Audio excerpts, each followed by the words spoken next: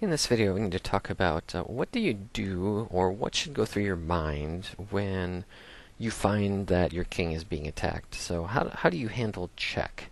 What do you do? Now, I'm going to have this little window pop up here on the board once in a while. I'll drag it on just to remind us. But these are really the things that you need to look at when you're in check. Okay, and consider them all. So number one, you should ask yourself the question, can you move out of check? That's a very important question. Are you able to move your king and get out of check? And you should consider every single possibility of moving out of check. Number two, are you able to block the check? Are you able to put a piece in the way, in the path of the checking opponent's piece? So can you block the check? And number three, is it possible you could just capture the piece that's checking you? And I would say all too often, I think people immediately just say they should capture the piece that's checking them, and they never consider the other options. And number four, I just put a note here. Make sure that you look at the top three, but consider every option of each of the top three. And so I have one board position here. I'll slide this to the side, and that we're going to take a look at. And right now we are playing the black pieces, and we're actually in kind of a tough position here. But we need to take a look at how we can respond to what's happening. So we need to realize right now that we are in check by the rook on e1. And so we need to now go through the three different options and look at every one of those possibilities. So number one, I need to look and see if I can move out of the check. And so the question is, can I move my king out of the check? So there's only three squares king that like are empty next to the king, but I cannot move forward. That's not an option. So let's see, I could move to the side. I could move to d8, or I could move to f8. So those are really my only move options to get out of the check that I'm in. And we need to really be sure that we consider pros and cons of each move option. Now, first of all, one of those two I need to quickly realize is not an option. And the reason that it is not an option is because the white bishop on a3 is bearing down on the f8 square. So now I need to realize that moving to the f8 square is not an option either. So as far as moving goes, it sure looks like there's only one legal square for me to move to. Now, some people, when they're placed in check, the first thing they do is say, hey, I got to move out of check, so I'll just move. And in this case, there's only one possible square to move to, so let's just say we move. Now, we got to realize, though, that if we move the king to d8, we have just lost the game. So in this case, moving the king is not a good option. Now, if you don't know why we've lost the game by moving, let me show you what's going to happen here. When I move the king, we need to realize the position that we have just created. We have created the rook here is blocking off this e-file. We've got the bishop on a3 blocking the diagonal there, so f8 is covered. And so our king has very few escape squares now. Its only escape squares would be to play off to the right, but we need to understand that playing to c7, I need to remove that because that's not an option either. That square is actually under attack. That square is under attack by this queen right here. And not only that, that if that queen plays all the way to b8, we've lost the game. And so I will actually do that. I'll go back a move to reset this position here. And let's just say I decide to take the king and slide over. Now realizing that we've just been checkmated because the queen plays to b8, and that's checkmate because there is nowhere to go for the king. Squares are all covered.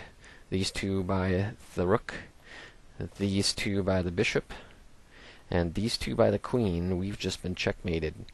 So as I go back to the original position, moving is not really a great option in this case. This would be a scenario where a player is placed in check and all they think about is, oh, I got to move out of check, and they just move. And unfortunately, by moving to the only available square, they just got checkmated. That takes care of kind of scenario 1, move out of check. Let's look at scenario 2. Scenario 2, and I'm going to remove some of these arrows here. I'll keep the check arrow on there. So scenario number 2, we've considered the move options. They don't look good. The block options. Let's say we want to block the check. Well, to block the check, I need to look at all the possible pieces that could block this check and where I could move them to. So let's take a look at that. My bishop on f5 could block the check by moving to e4. It could also block the check by playing to e6. And then I have the knight. The knight is able to block the check. Then I could block the check by playing to e5. Or it could block the check by playing to e7. So let's take a look at those 4 options to see what happens as we play them. So option 1, I think I mentioned this bishop could move to e4.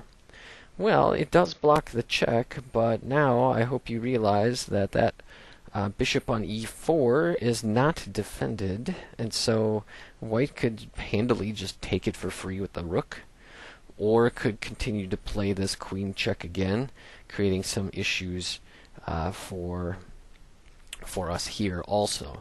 So the blocking on the e4 square with this bishop does not look like a very good option. I'm just losing it, kind of giving it away. So let's take a look at blocking the check here. This move appears to be much stronger. Let's see what's happening here. Now, it's really, really important to note that that bishop's being defended by 2 pawns, and so it looks like, hey, that's in good shape. It's blocking the check. We're not in check anymore. We need to talk about what happens if this queen here, if this queen decides to play that checking move that we were worried about before. We do have a bishop that can come back and block that check. Now, we're definitely getting tied down here, but we're surviving and we're not getting checkmated. So at least that looks to be like it could be a pretty good scenario, or I should say best case scenario for us in this position. So I will go back to here, and let's just consider blocking the check with the knight. Blocking the check with the knight creates actually a very similar, if not the same scenario as if I checked with the bishop on the bad square, because this knight is just sitting here free for the taking. I should make that red there, but the white rook can basically just take our knight check, and now we're in a sticky situation again. Or they could do queen takes knight check. We're in a sticky situation again. We're just kind of giving pieces away because we're going to lose that knight. If they check with the queen, well, I think we're dealing with very similar issues again, I guess. So I don't think that's really a good option. What about knight? Knight blocks here. Knight to e7. Knight to e7 creates actually, this is not looking good for us. We have just created a problem. Because remember the whole issue here with this queen check? This is going to become an issue for us. Not only that, but with this knight move here, we've pinned it. We've pinned it because now the rook is pinning that knight. Not only that, we've got a bishop attacking it, so guess what? They're going to win that knight for free. The rook's going to take that knight check, and we're going to have a mess on our hands again. There's just too much that we're going to be able to handle here if we play that knight there. So out of the move options, it would appear as though the bishop to e6 seems like the strongest move option. We still have our bishop available to block. The bishop on e6 is pinned, but at the same time it is being defended, so there's not any major issues there. And if the queen does decide to come down and check us, again we can play our bishop to block, and I think we'll survive. but we're still in a sticky situation. Okay, now I need to go back to the original position because we've looked at how to move out a check, we've looked at our options for blocking the check, and now we need to look at our options for capturing the piece that's checking us. So if we capture the piece that's checking us, that would be this rook right here is the one that's checking us. And we actually do have a move where we can capture. We have a bishop on a7 who can capture that rook. But note, we've left a hole in our position if we do that. If we take that, we have once again allowed the queen to come down and checkmate us. And notice when the queen comes down to checkmate us, we no longer have the bishop that was sitting here on the a5 square to block the check anymore. So the queen's going to come down, and that's going to be a checkmate. So it might have looked all good for us to sit here and take that rook. This would be a special note for those that say, hey, I'm in check. Oh, I could just take that piece. Well, let's just take the piece. Well, by taking that rook, we actually lose the game. And so I would say that it's probably important to note in this position, I would say that we've probably found our best case scenario here, I guess, if you will. And I'm going to try to remove these lines on the screen here. I think our best case scenario is not to move, we get checkmated. Not to capture the rook, we get checkmated.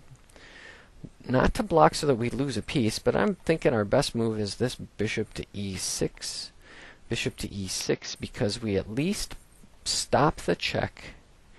We can deal with the queen check. There's no more real checkmate there, because this bishop can block, and we can still maintain a little bit of defense there. And so I think that's our best combination. So again, just a special note, keep in mind that when you find yourself being checked by your opponent, always go back to this list here. Check to see if you can move out a check. Look to see if you can block the check. Look to see if you can capture the piece that's checking you. And make sure that you consider every option in every one of those three and debate in your mind what's going to happen after you look at every one of those options.